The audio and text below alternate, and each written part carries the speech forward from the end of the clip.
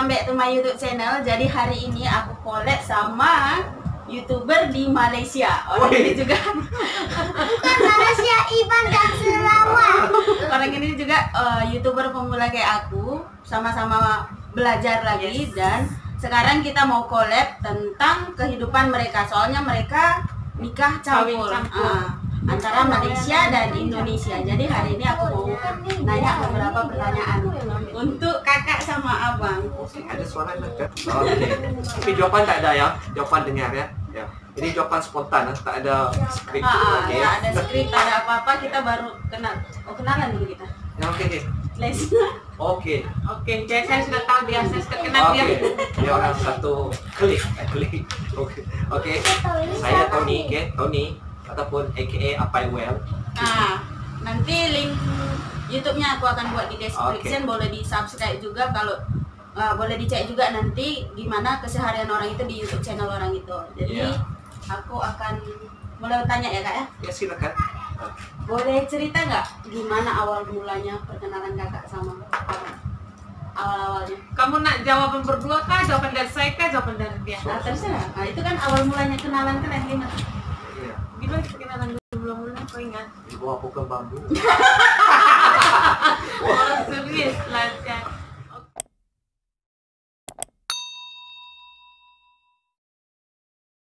Itu adalah di kami adalah Kristen, jadi selalunya kami akan ke gereja lah untuk setiap hari minggu. Jadi saya tahu dia di gereja, jumpa dia pun di gereja.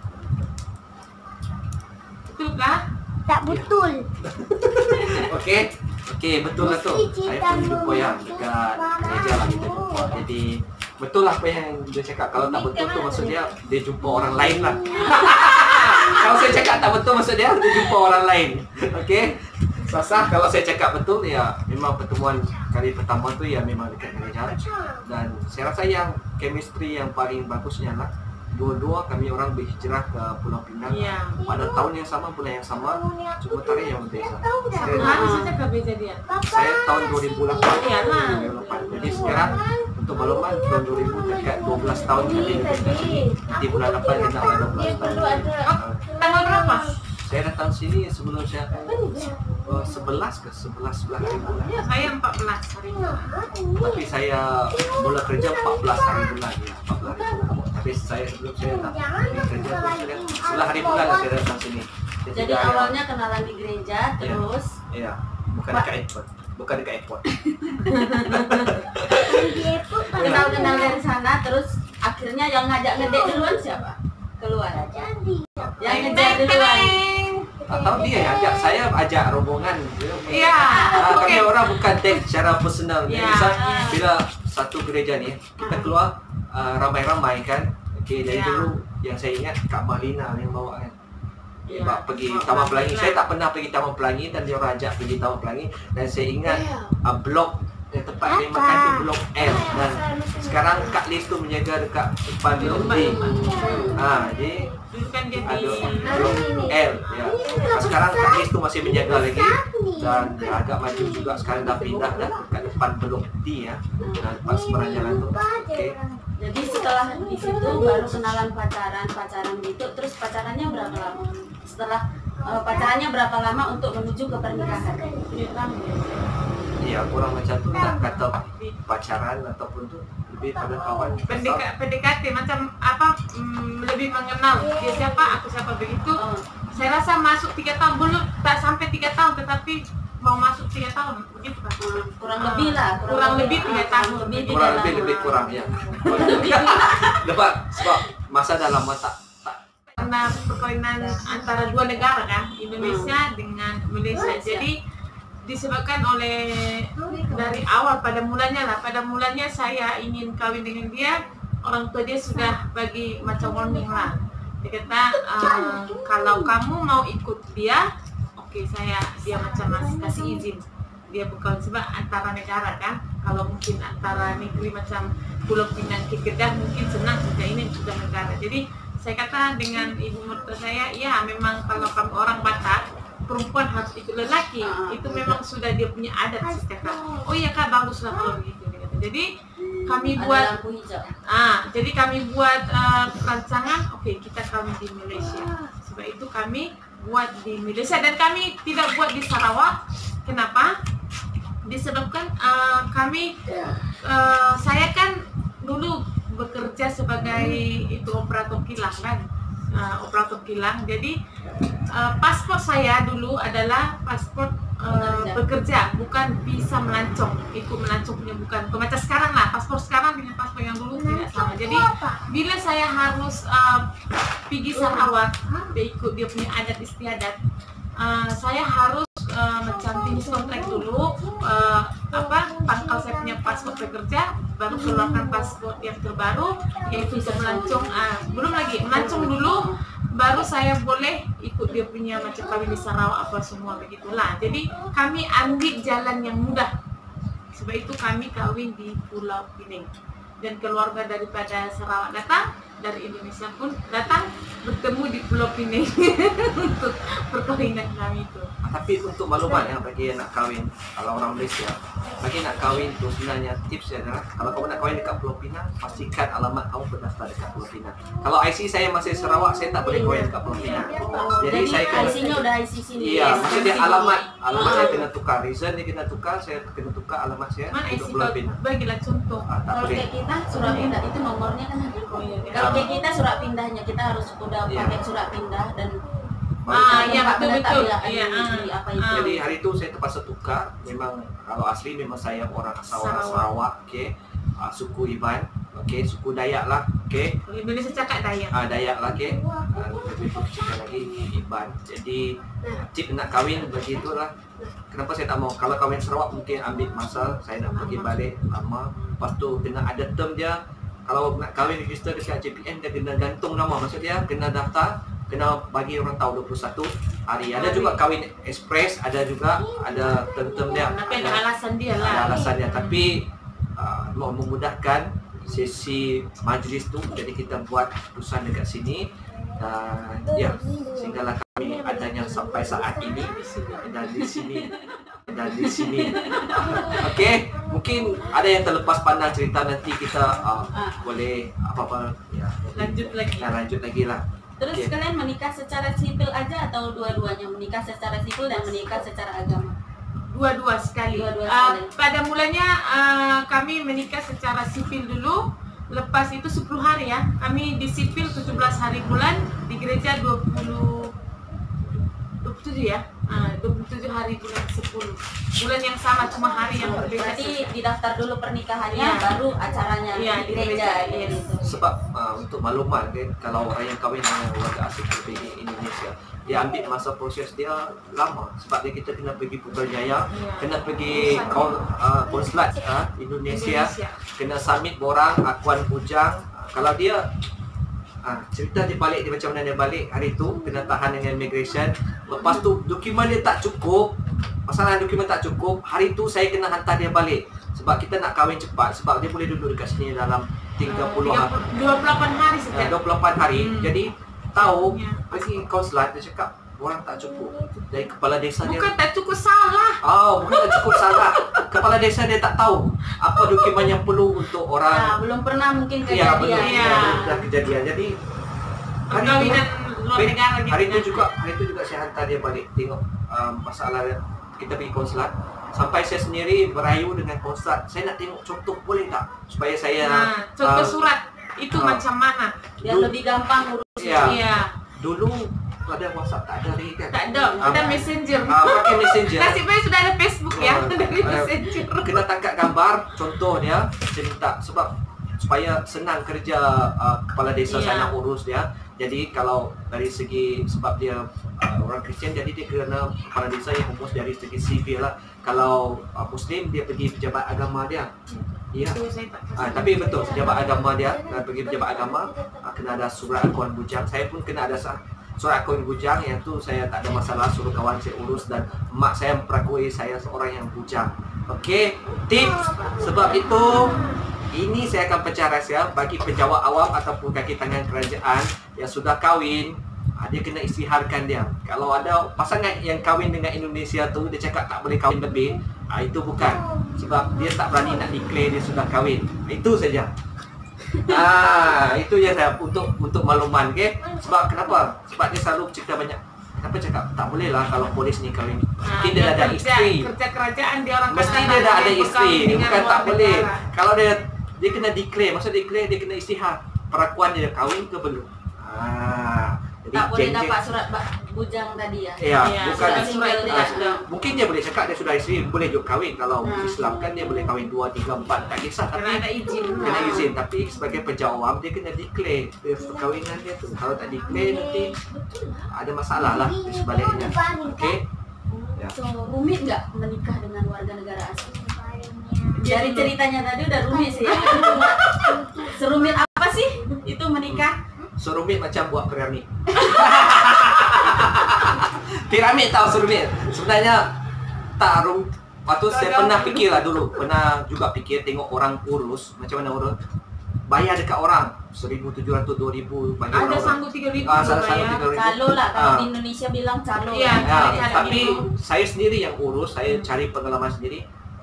Tapi hasil dari itu satu kelegaan bagi saya. Memang ada rumit, kita pergi turun naik, pergi Putrajaya lagi, turun balik Kuala sini, Lumpur. pergi Kuala Lumpur, pergi sini, macam-macam lah. bagi tahu kahwin dekat mana, daerah mana. Jadi akhirnya bagi saya walaupun rumit tapi berbaloi lah. Okey, sebab kita sendiri urus, kita tahu. Kadang-kadang kamu tahu macam urus. Saya tak tahu. Kalau kita yang sendiri urus, kita tahu prosedur dia. Kalau suruh orang, kita tak tahu. Kadang orang untuk atas angin nak ambil kesempatan dengan kita. Satu lagi mungkin kerja senang lah bagi saya. Tapi itulah, nak kata rumit dia macam buat piramid lah. Dia macam buat piramid lah. Okey, terbentuknya satu rumah tangga tu macam piramid. Susah-susah tapi ada hasilnya. Ya, susah ada Dan hasilnya. hasilnya itu memuaskan. Ya, memuaskan juga. Yalah, kita secara sah lah, legal. Secara legal. Oke, kalau bagi saya lah, saya banyak juga saya dengarkan dan ada juga terjumpa saya. Suami dia sudah warga Malaysia gitu, tapi anak dia bukan warga negara Malaysia. Jadi saya kadang-kadang bertanyakan bagaimana cara dia orang berkawin apa semua begitulah. Tetapi itulah yang kami dapat sekarang. Macam anak saya dia warga negara Malaysia, dan kalau saya pergi contoh, kalau kita tahu perubatan lah dari segi perubatan hospital. Kalau pergi hospital saya hanya membayar RM1 saja, sama seperti orang Malaysia begitu. Jadi kemudahan itu ada yang kami dapat lah, walaupun memang pada mulanya pengurusan untuk perkawinan itu adalah sangat sulit. Memang sulit lah, sebab kau coba bayangkan kami kena pergi Kuala Lumpur, naik turun, lepas itu kami tidak tahu pejabat itu, kami kena cari pejabat itu macam mana apa semua. Jadi itu adalah satu pekerjaan yang sulit. Lepas daripada kementerian kena pergi lagi ke pusat dia lagi. Jadi macam-macam kami hadapi hari itu. Tetapi kepuasan yang kami dapat itu adalah bila saya sudah mendapat visa ikut suami. Jadi bila saya ikut visa ikut suami, kemudahan itu pun secara otomatis saya terima, dan anak saya. Jadi bila yang saya ceritakan tadi, ada kawan suami warga negara Malaysia tetapi anak bukan warga negara. Contoh masa masuk sekolah SD ataupun di sini darjah 1, bila dia masuk sekolah dia akan macam diasingkan dulu. Bila dia sekolah ini sudah penuh, anak dia otomatis dikeluarkan daripada sekolah, tidak boleh masuk. Dia akan tunggu dulu sekolah itu betul-betul tiada lagi budak yang warga negara mau masuk situ, baru anak dia dimasukkan. Istilahnya dia jadi warga negara asing lah di sini. Dia buka. Padahal bapak dia adalah warga negara. Cuma mungkin pernikahan perkawinan dia tidak tahu macam mana tidak didaftarkan. Mungkin lah. Jadi pernikahan yang didaftarkan itu lebih memudahkan untuk urusan segala urusan yang ada di sini. Betul. Dan sebelumnya aku sama kakak ini satu tempat beda dan sering kita cerita gitu. Dan waktu pertama kali orang itu untuk mengurus pernikahan, kakak nyari konsulat ya. Dulu GPS kakak cerita belum ada. Terus orang ini nyari naik motor panas-panasan, berangkat pagi dari sini sampai ke Penang nyari konsulat, nggak tahu mau kemana. Jadi di tengah-tengahnya itu pasti ada lah masalahnya, berantem. Kakak ini cerita, abang ini ke sana, kakak ini ke sana. Masalah itu jadi satu, dan itu bukti kerumitannya. Dan setelah kerumitan itu terjadi dan akhirnya orang itu juga berhasil mendaftarkan pernikahan orang itu, berhasil melegalkan pernikahan orang itu, dan segala urusan yang orang itu kerjakan di sini juga lebih gampang. Kayak gitu. Ada kemudahan seperti ke rumah sakit tadi kakak kayak bilang pernah ke rumah sakit, kakak kita cerita banyak, dan itu lebih memudahkan kalau kita menikah secara resmi di sini kayak gitu. Ada tambahan nggak?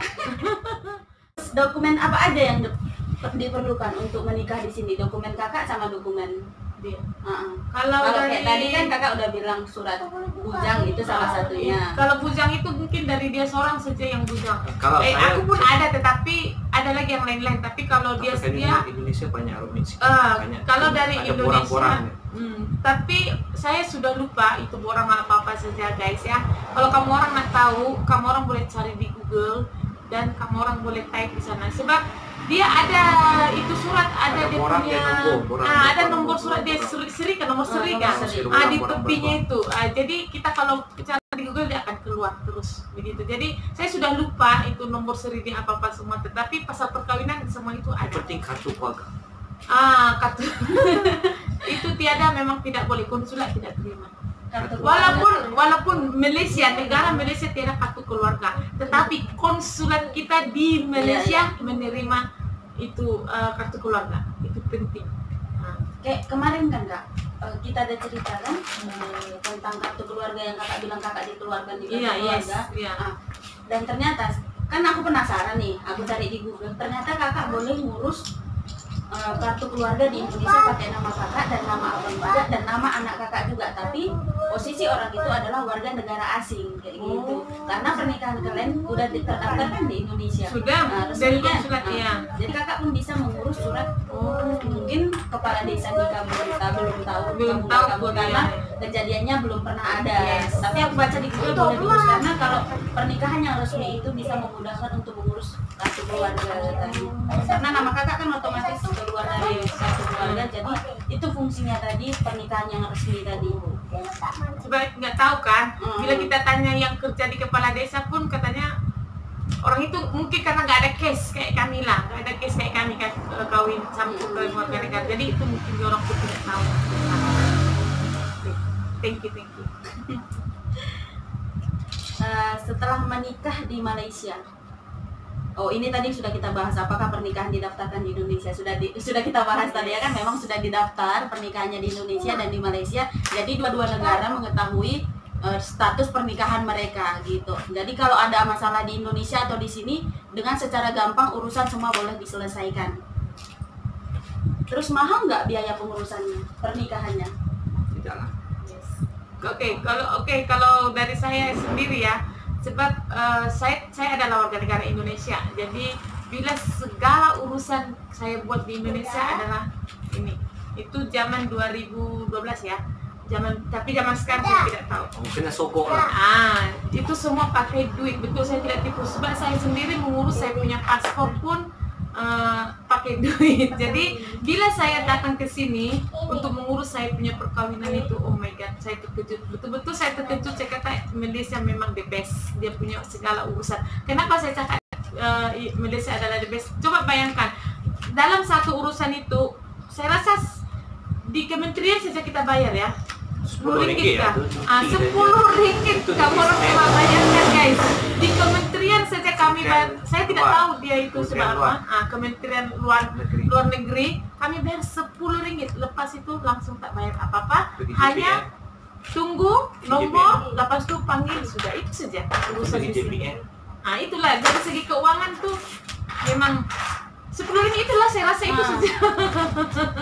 Kalau mungkin di sini biayanya nggak banyak, cuma kerumitannya tadi yang membuat sampai makan waktu di jalan, makan tenaga, makan pikiran, itu saja yang mungkin dihabiskan di sini. Dan masalah mungkin di negara kita tadi di Indonesia itu beberapa tahun lalu kita nggak tahu case-nya, cuma sekarang yang aku tahu karena presiden kita sudah ganti kan. Jadi sampai ke kepala desa pun yang yang mau korupsi kayak gitu itu udah mulai terkuak, nggak akan berani lagi lah. Mungkin ada satu-satu yang sembunyi, kata. cuma sekarang udah kena Kira tangkap. sudah lebih transparan lah untuk siapa-siapa yang ini sudah boleh tahu lah zaman sekarang kan.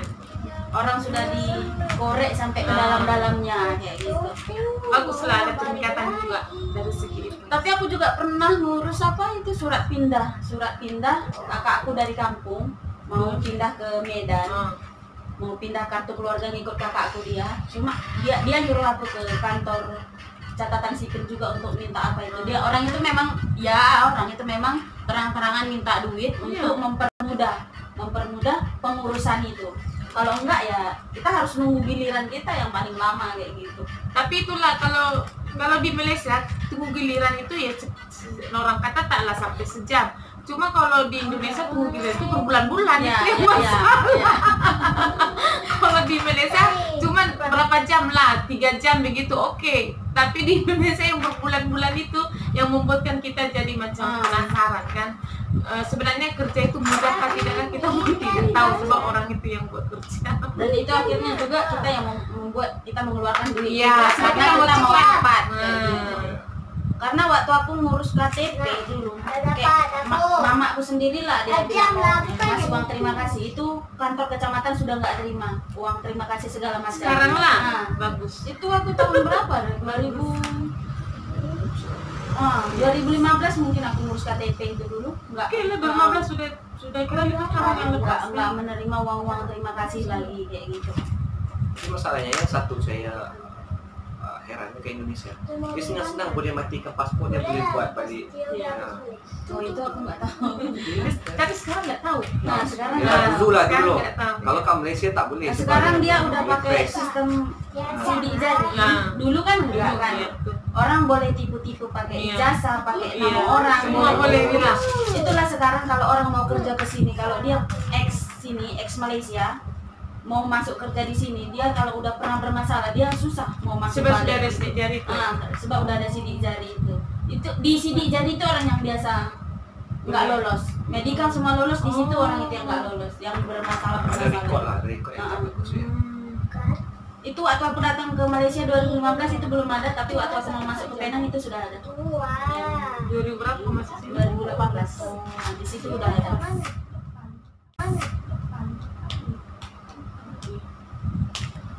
Terus sekarang kan kakak udah nikah nih. Sebelum menikah sama abang ini kepikiran nggak sih kalau dapat jodoh atau mau menikah di Malaysia ini? Sama sekali tidak.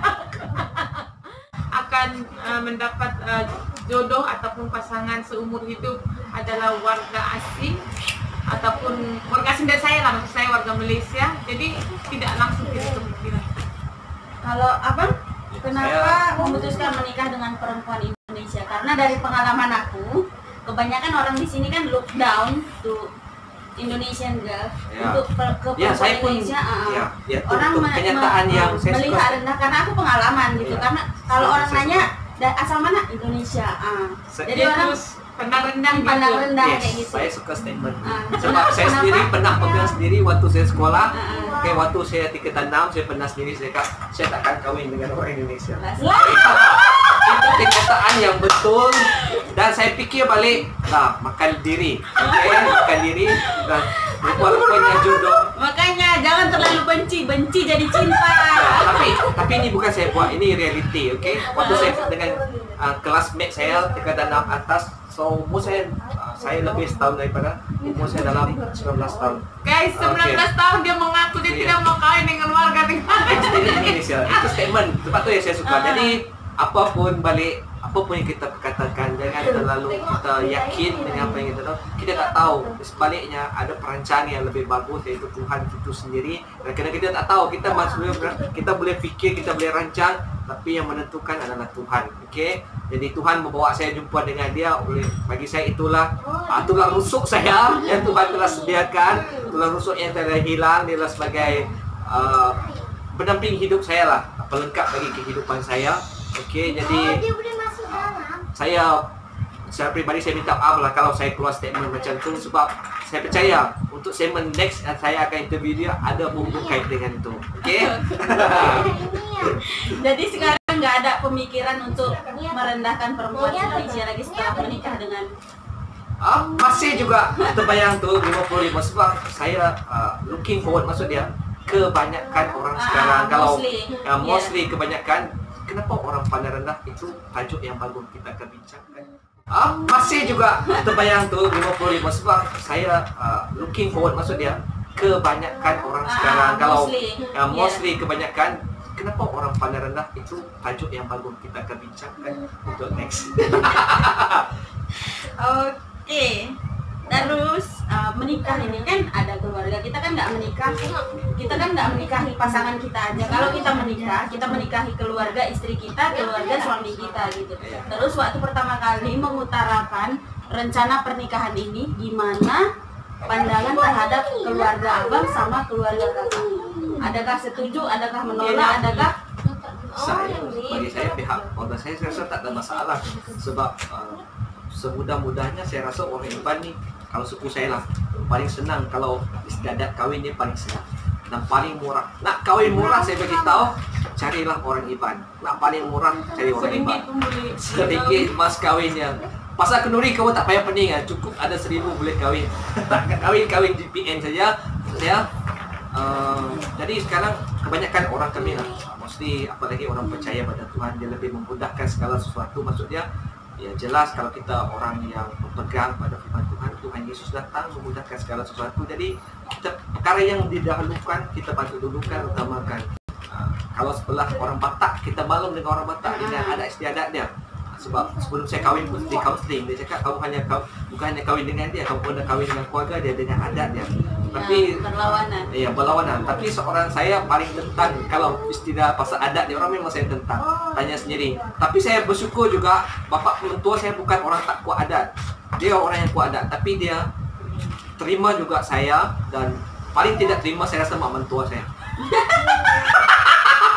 Okey, paling tak terima. Okey. Karena di orang Batak kalau menikah itu kalau nggak bayar adat dia itu sampai mati itu utang abang sama pihak perempuan kayak gitu. Ya. Dia bukan karena uang maharnya aja tapi itu untuk bayar adat itu gitu. Ya, coba kita ambil sedikit kenapa saya tentang. Contoh kalau saya kahwin lah secara adat, bagus. Okey, ini sesi panah memang ini bab yang bagus. Karena kami satu adat. Ya, kita tahu. Okey, memang sisi panah. Kalau kita lihat sisi yang tak bagus, nah kenapa? Contoh kalau saya pun kahwin adat, saya terpaksa ambil keluarga angkat. Lepas tu dengan jumlah yang banyak 10 juta ataupun 20 juta, 15 juta bermaksud 4,000 lebih something like that, kita kena bayar dekat keluarga angkat saya.